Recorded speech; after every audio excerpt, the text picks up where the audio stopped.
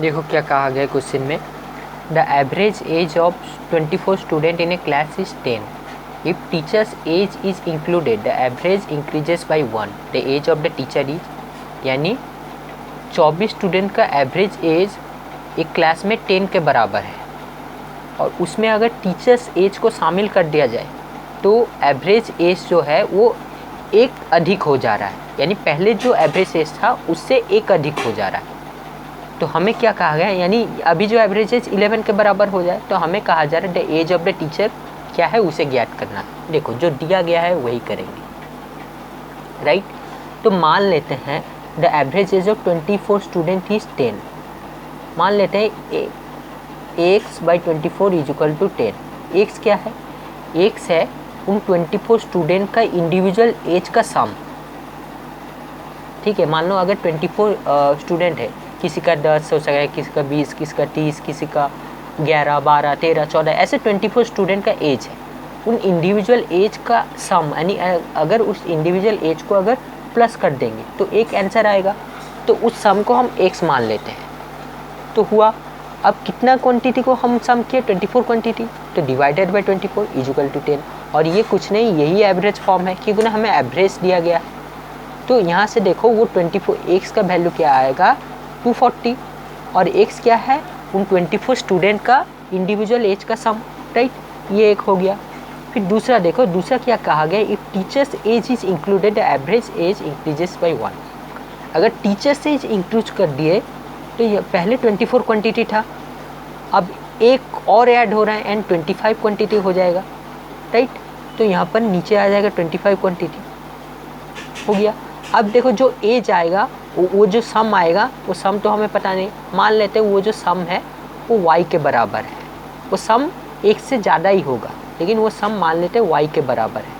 क्यों y के बराबर हुआ, देखो पहले 24 क्वांटिटी का x के बराबर था, अब एक और आदमी आ गया है, वो आदमी एक टीचर है, तो उसका एज भी इसमें प्लस हो जा रहा है.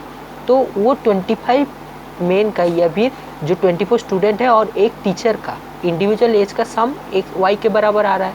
तो y बाई 25 किसके बराबर आ रहा है, ये आएगा, देखो इसका एवरेज किसके बराबर आ रहा है, ये एवरेज आ रहा है इंक्रीजेस बाई 1, यानी पहले था 10 अब 1 अधिक हो जा रहा है, यानी 11.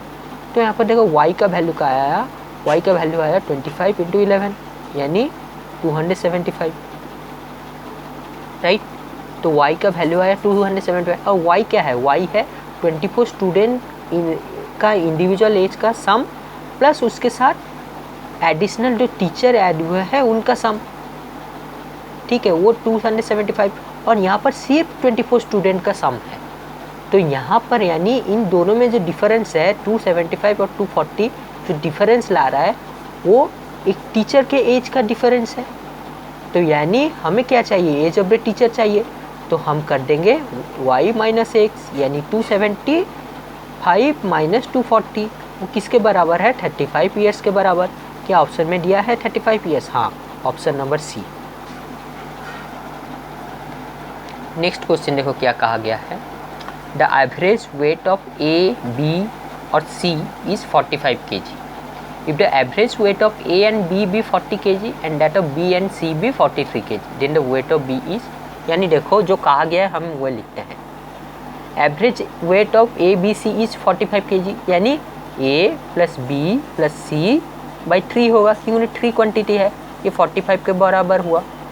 तो यहाँ पर देखो हम ऐसे लिख सकते हैं A प्लस बी प्लस सी, ये हुआ 45 into 3, right.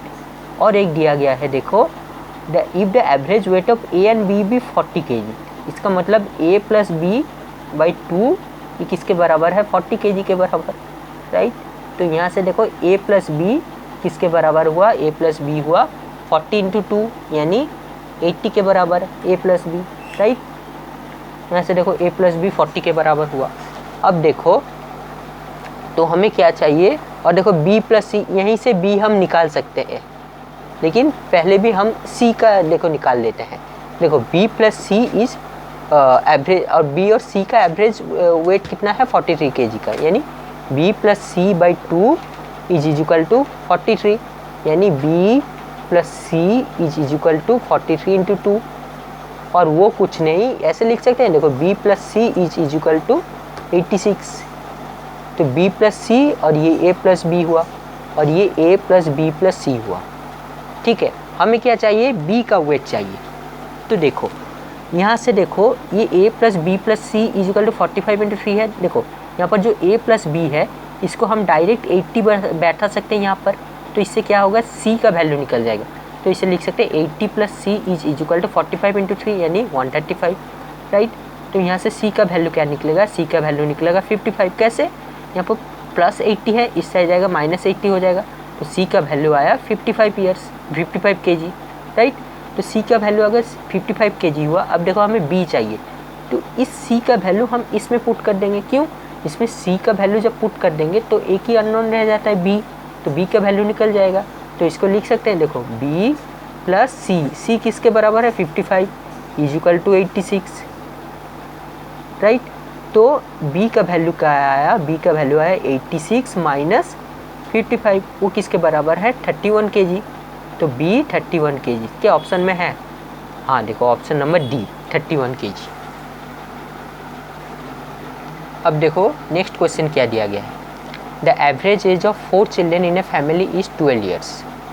If the spacing between their ages is 4 years, the age of the youngest child is, यानी कहा गया है 4 चिल्ड्रेन का एवरेज एज 12 years के बराबर है। ठीक है, बराबर। उसके बाद क्या कहा गया, वो जो 4 चिल्ड्रेन है उन 4 चिल्ड्रेन में आपस में जो डिफरेंस है, एज का जो डिफरेंस है वो 4 years का डिफरेंस है। यानी मानो 4 स्टूडेंट है तो एक का एज 1 year हुआ तो दूसरे का 5, तीसरे का 9 years और चौथे का 13 years, ऐसे डिफरेंस है 4 years का। ठीक है, तो उनमें से जो छोटा वाला चाइल्ड है उसका एज कितना है, यानी यंगेस्ट चाइल्ड का एज कितना है वो हमें बताना है। तो हम मान लेते हैं यंगेस्ट चाइल्ड का एज है x, तो उन दोनों में आपस में जो डिफरेंस है 4 years का है, तो दूसरा वाला क्या हो जाएगा, इससे बड़ा x प्लस 4। अब इससे बड़ा क्या होगा, इससे बड़ा होगा x प्लस 4 प्लस 4 यानी x प्लस 8, राइट। अब देखो इससे हमें 4 चाइल्ड चाहिए, तो इससे बड़ा क्या होगा, प्लस 4 यानी x प्लस 8 प्लस 4 यानी x प्लस 12। तो ये हुआ 4 चाइल्ड हो गया। अब देखो इनका एवरेज किसके बराबर दिया गया, 12 years, यानी एवरेज मतलब इनका सम डिवाइडेड बाय 4 12 के बराबर आना चाहिए। तो कर लेते हैं, x प्लस 4 फिर x प्लस 8 फिर x plus 12 divided by 4 is equal to 12 के बराबर, राइट। अब देखो सॉल्व करते हैं, x यानी 4x, फिर 4 8 और 12 इनको प्लस करेंगे। अब देखो इजीली कैसे प्लस करेंगे, 12 और 8 को प्लस करने पर 20 और 4 को प्लस करने पर 24 by 4 is equal to 12, right. अब देखो यहाँ से 4 इंटू एक्स है, ये 4 इंटू 6 यानी 4 को कॉमन ले सकते। अगर 4 को कॉमन लिए तो ये बचा x plus 6 by 4 is equal to 12। इससे फ़ायदा क्या होगा, 4 से 4 कट गया और ऊपर क्या बचा, x plus 6 is equal to 12, right. तो x का वैल्यू क्या आएगा, x का वैल्यू आएगा 12 माइनस 6, क्योंकि इस साइड प्लस 6 है, तो x का वैल्यू आया 6 ईयर्स। तो x क्या लिए थे हम, x लिए थे यंगेस्ट चाइल्ड, तो यंगेस्ट चाइल्ड 6 ईयर्स यानी ऑप्शन नंबर ए। अगर कहता कि सबसे ओल्डेस्ट चाइल्ड कौन है, सबसे बड़ा कौन है, तो बड़ा वाला का एज क्या होता है, x प्लस 12 यानी 6 प्लस 12 किसका होता, 18 ईयर्स। ठीक है।